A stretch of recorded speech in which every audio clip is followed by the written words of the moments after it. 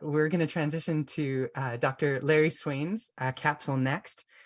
This time it's featuring our language sector. Now, our language sector includes languages historical, modern, invented, languages, beginning, advanced languages. And so a little introduction to Dr. Larry Swain. Dr. Swain is a faculty member in our MA and SPACE programs at Signum. His academic work focuses on early medieval preservation and appropriation of classical literature and culture. He also cooks and is a respectable home chef. Please welcome Dr. Swain. The title of Dr. Swain's capsule is First Steps in Old English.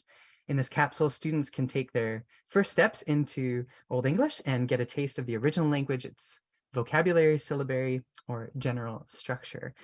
So, hi, Larry. Over Hi. to you.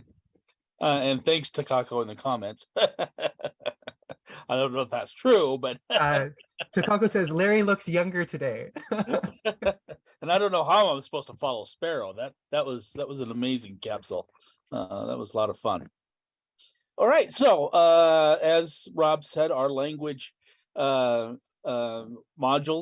cover a lot of things. We started way back in December with beginning Old English and some advanced Old English readings, and added Latin, and now we've added Ancient Greek, and there's Japanese, and there's been Klingon, and some others that I probably have missed along the way somewhere. So that's always fun. So I chose to do Old English today, in part because Old English is beginning Old English is a candidate for January. And it's you don't have to learn an entirely new alphabet, so that makes it a bit easier. So I thought what I would do, at least for part of today, is start with what I usually do in my first lecture in class. Usually, most classes, I don't talk a lot. I might be, set up the next lesson and explain what's going on, and then have the people involved read the text, and then we start working through exercises and those kinds of things.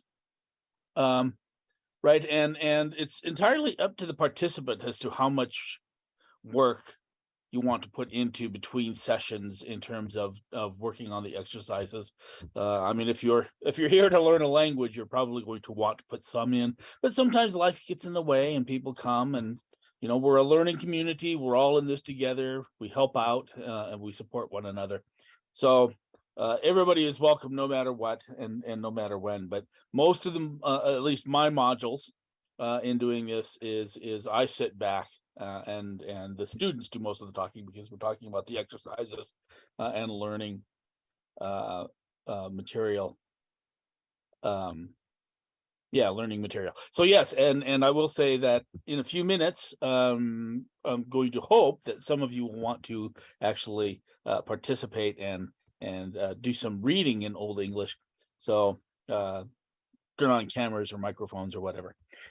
All right, so this image, by the way, is from the Old English period. It's from the Staffordshire Hoard, which you may or may not remember was discovered here in 2009 and made kind of a big splash and everything. And so this is one of the golden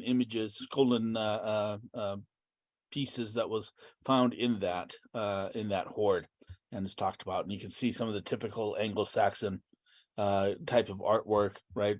Definitely zoomorphic, i.e. big fancy word for saying in the form of animals, right? But here we've got a bird and the nice streaky feathers there, and the went a little too far, and probably there would have been garnets or some other jewel that would be in that eye socket there. All right, let's go on to that. So I like to orient students. I like talking about this stuff. It just kind of really, really fascinates me. And it's also something that got me into Tolkien, right? I had no idea who this Tolkien was when I was in college, these many, many centuries ago. And so getting into linguistics and the history of linguistics, and then I was introduced to this Tolkien guy and read Lord of the Rings, and the rest, as they say, is history. But Indo-European, so Old English and modern English, because we're a descendant of Old English, are Indo-European languages, right? And so-called because from India, right? Hindi and all the descendant languages from Sanskrit and in India, all the way to Western China, and then back westward to, well, us, right? In fact, now while we can say that, you know, the Victorian Empire is no longer in existence, the sun really does not set on Indo-European speakers, because we've taken the languages around the world, on every continent and everywhere that we know. So among them, right, are Old English, Latin, Greek, Polish, Iranian. You might be surprised to learn Sanskrit, Old Irish. And so I've given some words here. We call this the comparative method, right? So when what's his name? I want to say Walter. That was probably incorrect. Anyway, a man named Dr. Jones, not Indiana Jones, different Dr. Jones. He worked for the East India Tea Company and found himself in India in the end of the 1700s, you know, roughly equivalent to when the American Revolution was happening and the French Revolution. And Edward Gibbon was writing about the rise and fall of the Roman Empire and blaming Christianity for it. Ben Franklin, all that kind of stuff, right? So he's roughly equivalent to that. But anyway, Jones found himself in his free time walking around the jungles of India and, you know, discovering or finding, you know, these large temples with all sorts of interesting carvings on them, including carvings of words and sentences. And he wanted to know what those said. So he learned Sanskrit, which was the language that they were written in. And as he was doing so, he noticed that there was a lot of similarity between Sanskrit and Latin and Greek, because as a British schoolboy of the 18th century, he would have been taught Latin and Greek from the, you know, time he was knee-high to a grasshopper. And you can see that here very clearly, is that Latin pater and Greek pater, and then Sanskrit is piter. Well, you know, P's and T's and R's, right? And there's a slight difference in one of the vowels, but those look awfully similar. And you keep piling on more and more vocabulary that looks awfully similar, and endings and syntax and all of that kind of stuff. Well, pretty soon you get to find out that either there's a whole lot of influence one way or the other, which geographically is really unlikely, between the middle and eastern parts of the Mediterranean and all the way into northern India, or they must have derived from a similar root, right? And that similar root is what we call Proto-Indo-European. So here I've given some examples of the word father in the listed languages, right? Fader in Old English, pater in Latin and Greek.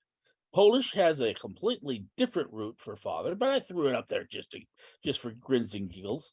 Iranian is Itar, Sanskrit Pitar, and Old English again, Itar, which looks an awful lot like that Iranian one. There's another root that also means father or dad, Ata, that the Polish used and still use for that. William Jones, not, yeah, thank you, Carrie. So just to give you the kind of full map of Indo-European languages, right? They split into two parts, sometime fairly early, and we call them Satem or Kentum languages based on how they say the word 100, right? And so if they begin with the Satem, right, which is one form of 100, they belong in one part of the family. And if they do it with a Kentum, and English is part of the Kentum because Hund, right, that nice Germanic H that we no longer say, is part of the Kentum part. Ruth, you had a hand up.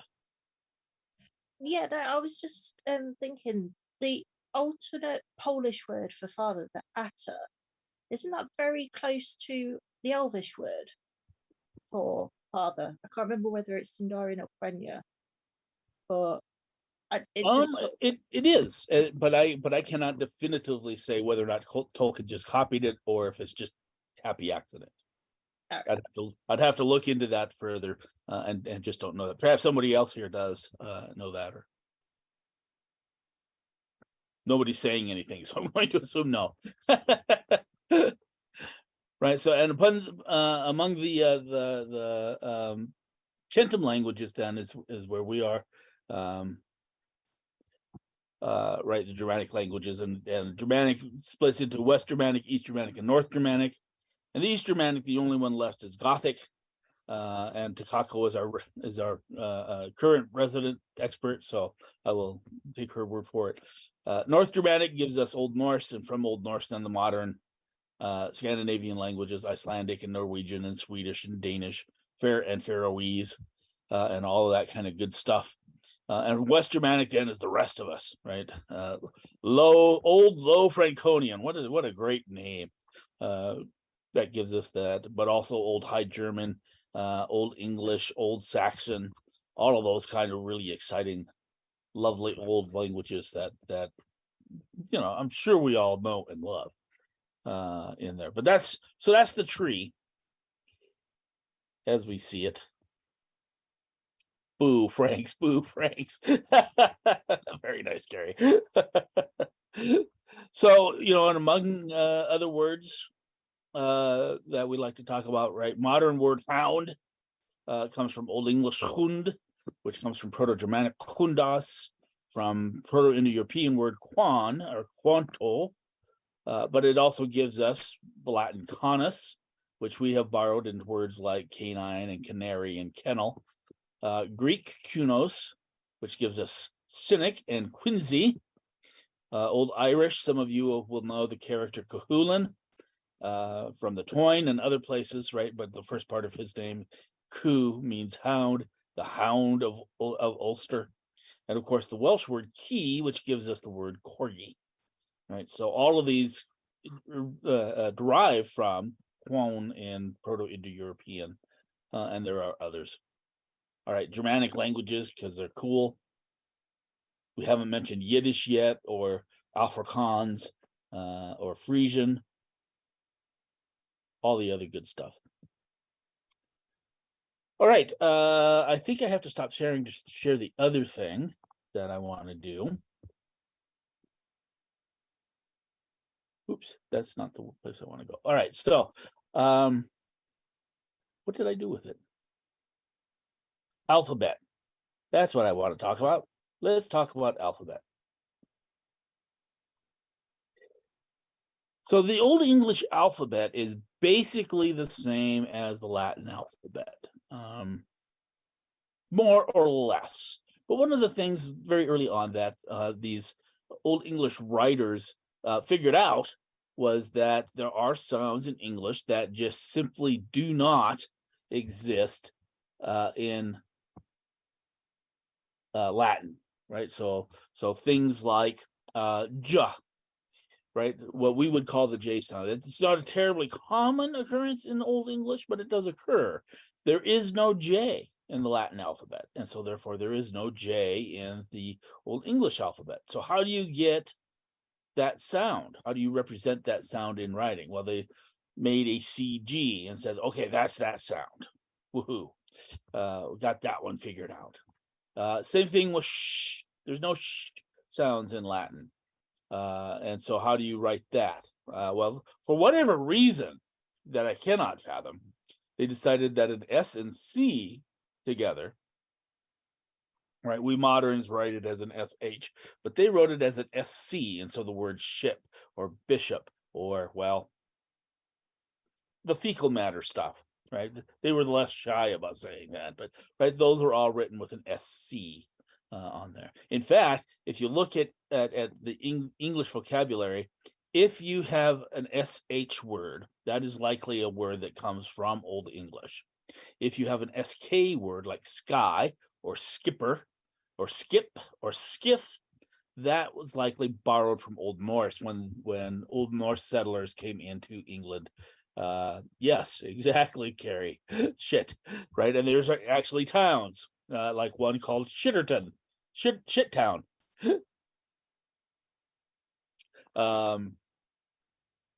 In there. So what are we looking at on screen? Well, I'm really glad you asked that question, Sharon. This is technically it's Cambridge Corpus Christi manuscript number 214, which is a copy of Boethius's Constellation of Philosophy from the early 11th century. But I wanted to talk about it here because it is one of the manuscripts that tells us a great deal about the Old English alphabet and how they thought about the Old English alphabet. And let's see if I can make it bigger.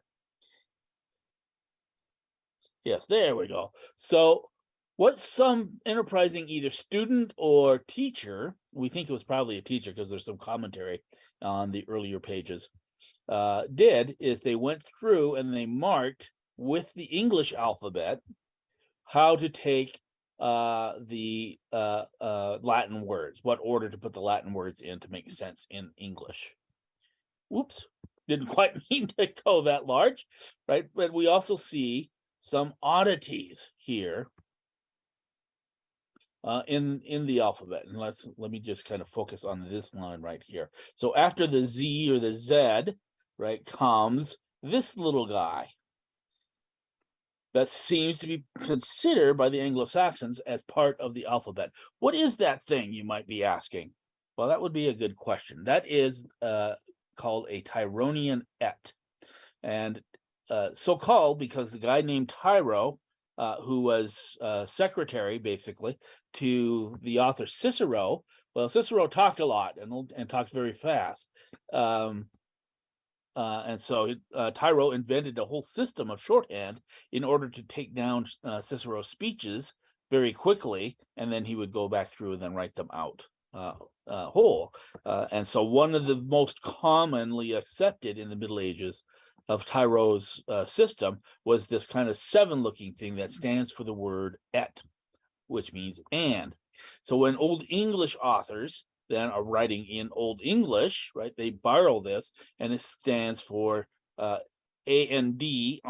or ond, both of them being our modern word and in there. But it came not only to substitute for the word and, whatever it's used in a manuscript, but for the syllable. And so when we have words like Answarian, A-N-D or O-N-D, S-W-A-R-I-A-N, which is our modern word answer, they would just use that, right? Even though it's not and as a separate word, but it is and in the syllable. And so they just started using that to indicate that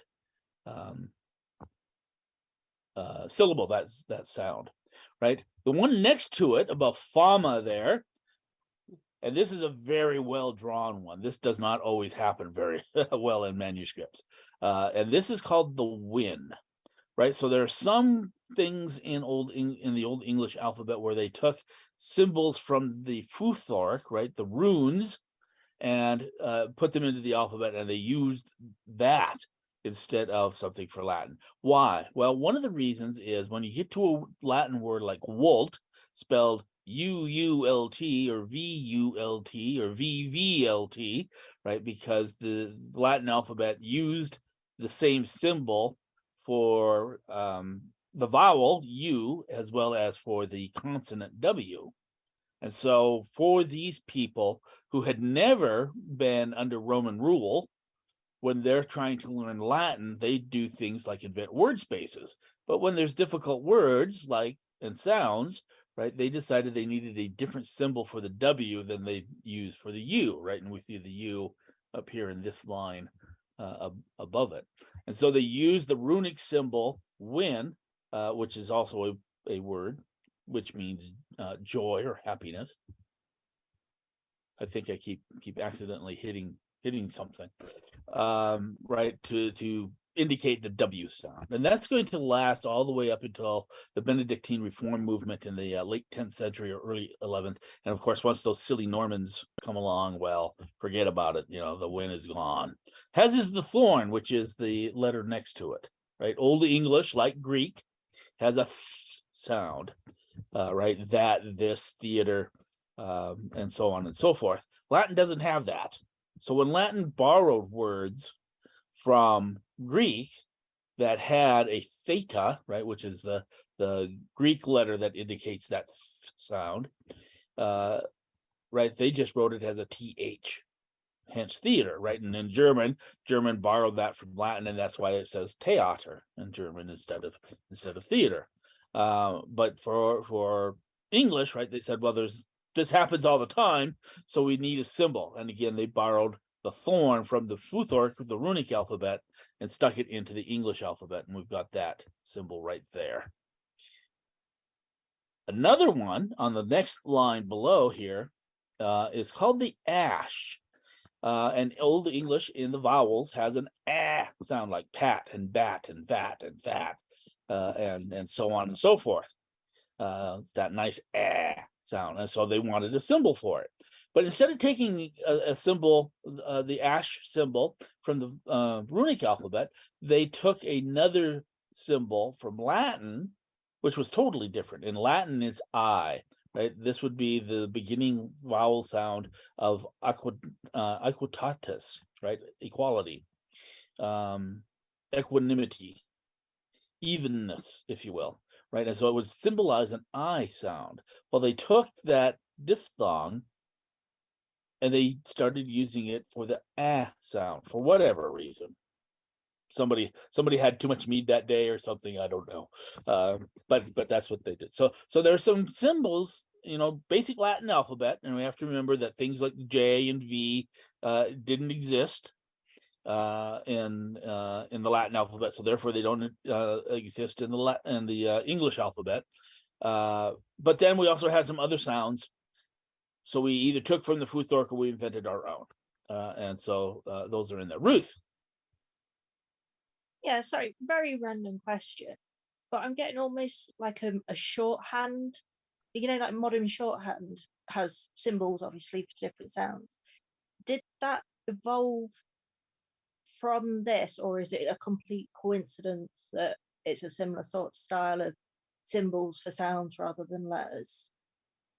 Yeah, no, absolutely. But I mean, a long time coming, right? But that's kind of the inspiration of that, right? And of symbols that represent specific sounds, and that can become a shorthand. Thank you. Yeah, right. Let's. I think we've got some time left, at least a couple minutes.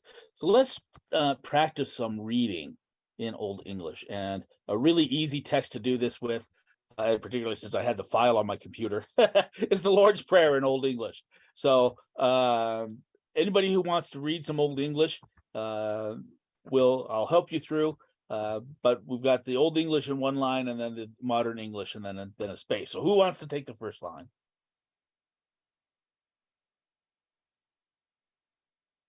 Go ahead, Sharon. There we go. Okay. Let's see if my premier audit of Old English umpteen years ago can serve me in good stead. Okay, here we go. Peder ura thothe eart on helphonum. Yeah, helphonum. Nice. Yeah, so we've got our ash that I was just talking about there in fatter, right? Our modern word hour in its Old English form, thu, and that, right? So our Father, you who are in heaven, or in the heavens, because that's plural, right? So you can recognize, now that you know what they are, right? That these are just earlier forms of our modern English words. All right, who would like to take the next one? Nobody.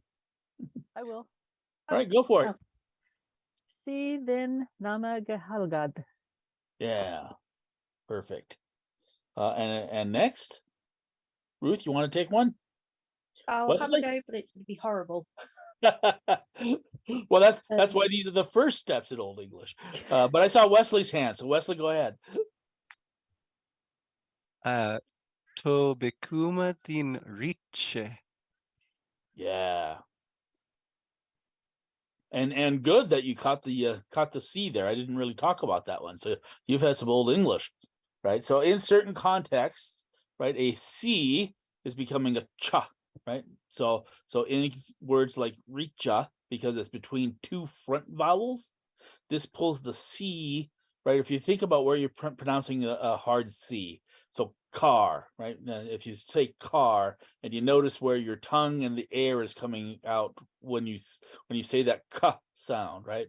And so the two front vowels, the I and the right? Pull the k forward to a cha, right? That's what's going on there. And so in certain places, and of course the manuscripts don't mark these.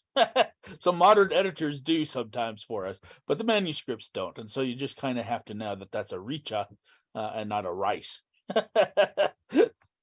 All right, Ruth, you want to try it? It's just 3 words. There's a W in the middle of a word. Gripa din Willa, Yeah, maybe? yeah, yeah. Rurda din willa. Willa din. Okay. Anybody else want to take me up on a line? Sure, I'll go again.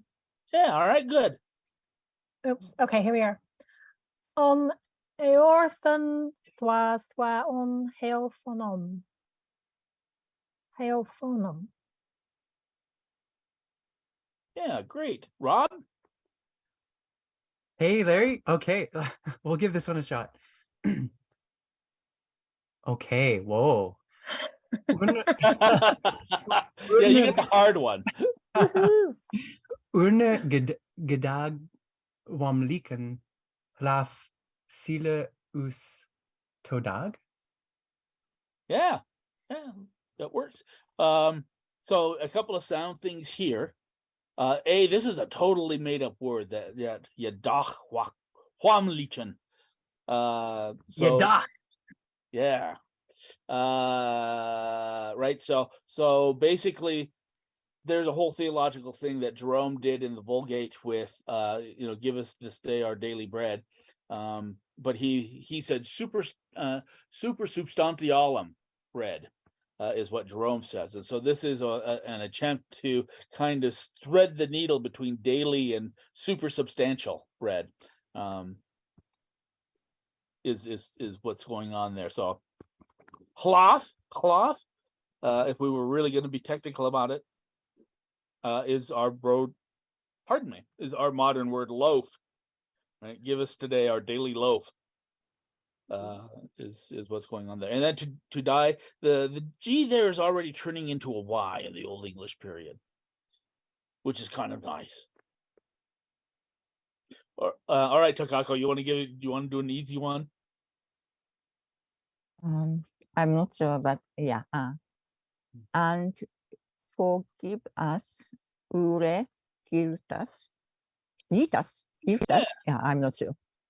Oh, come on. You've been through Old Saxon, you've been through Old English. You've got this. You're our expert. All right, next one. Anyone? Volunteers. Okay, I'll give it a go. Excellent.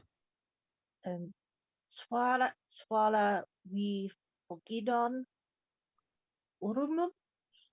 I don't have no idea about the last Yeah, one. Urum. Yep. Urum, yeah.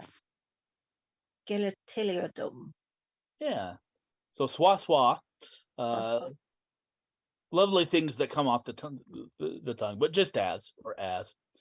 We forgive off, and I didn't talk about this letter before, but this is called an eth, and the Old English writers borrowed it from the Irish, and so we have 2 symbols for the th sound, right? We have the thorn that we talked about before and ran into in previous sentences, but we also have this eth sound, and it used to be thought or argued that, well, maybe one is voiced and one is voiceless, and voiced means your vocal cords vibrate when you say it, right? The difference between that and this.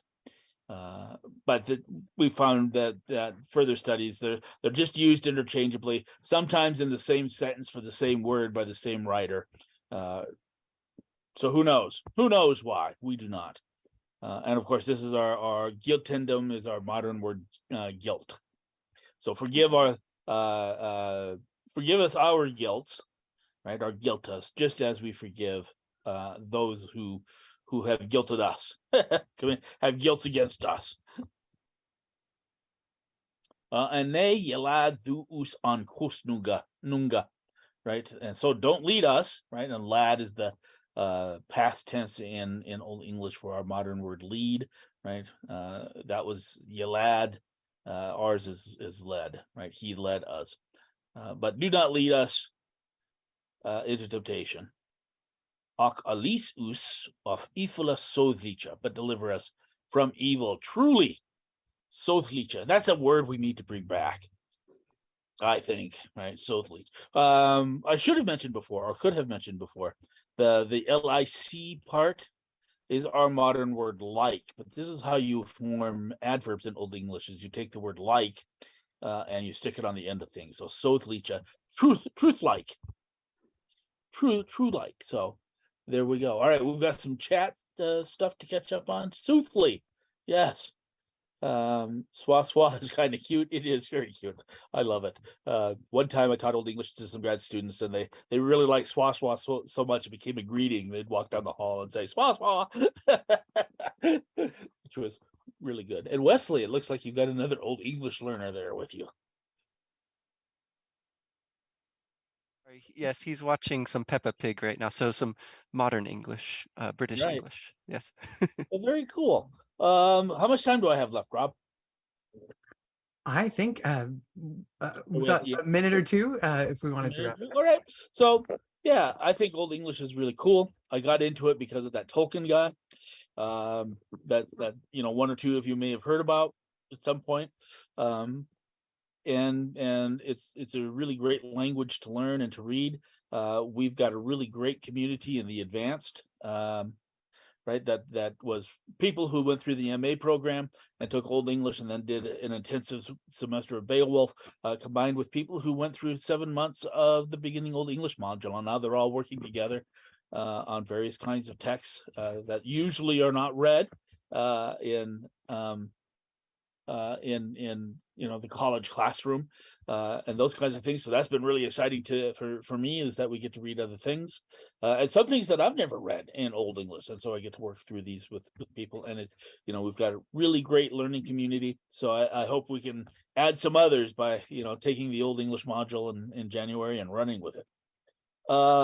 Text in terms of to read or to learn. Carrie asked that question. I guess I was thinking if it was in Old English and we were reading or learning it, but not text as in a textbook. Okay. Yeah, well, I mean, of course I'm a little partial to Beowulf. I mean, right. It's kind of right there. But outside of a Beowulf text, like the fourth edition of Father Kleber's Beowulf, which is now the standard, another one would be 8 Old English poems, right? So that gives you 8 of the shorter poems, but are that really wonderful, like the Wanderer and the Seafarer, which are really wonderful texts, and that should be readily available at not too much cash to find. But 8 Old English poems would be a good one. If you want to do some prose, that depends on the kind of prose that you want. But if you want some like Saints' Lives and those kinds of things, Dumbarton Oaks Medieval Library has been issuing texts with facing page translations of Alfred's Lives of Saints and some other things, and so you might want to look there. Well, thank you so much, Larry, for this pleasure. capsule. And it was a delight for me to translate again. It was a reminder. I forgot my G's. Cadman's hymn, Nu Shulon Hedian. Ooh, A for the day. A for the day. But I remember Modiathonk. There's a G there, but yes. Why? There we go. Modiathonk. Modiathonk. So I need to join back in to one of your Old English. Yeah, anytime. You're welcome anytime. Any skill levels welcome. Yeah, it's just a treat, Larry, to have you offer this capsule and showcase our language sector. If you want to catch more from Dr. Swain in particular, you can check out, he is offering a continuing beginning Greek class in December, but in January, his offerings include Old English 1. So if you want to dive in as a beginner to Old English, that would be the one to choose, or for advanced students, Dr. Swain is offering Advanced Old English Beowulf 1 for experienced students. Ooh. So yes, Let me his just put in a plug in for the Greek, if that scares you, right? We're going really slow. We've got a textbook. We've done lesson 1. We're doing lesson 2, but we probably won't finish that this month, and we'll pick that up in December. So if you decide that you want to do the Greek thing and jump in, you're not going to be far behind, and it's not going to be hard to catch up. So we're taking our time. No rush, no hurry, no pressure. Oh, that's great to hear. And it's a reminder too of just how you can be a community, learning the language together. We have many students who will be part of a cohort, and month by month, just continuing to participate in the particular language. So we've had some cohorts, there'll be just small segments where it might be just 3 or 4 modules. Egyptian hieroglyphs, for example, would be just 4 modules as part of the series. And then we have some longer series like Old English or Latin, where you can continue month by month, just kind of advancing in the language. So yes, thank you, Larry. And as a final note, just about our language sector, in December, we're offering 5 language modules in total. And in January, we are candidating a whopping 13 language modules. These include Egyptian hieroglyphs, Latin, Old English, Old Norse, beginning Scottish Gaelic, conversational German, Japanese, and even Klingon. So we've got historical languages, modern and invented. And January is the best and freshest time to start with SPACE, because many of those are just the beginning cohort classes. So if you want to start with us as a cohort, it'd be great to have you vote for the January language that you're interested in there. So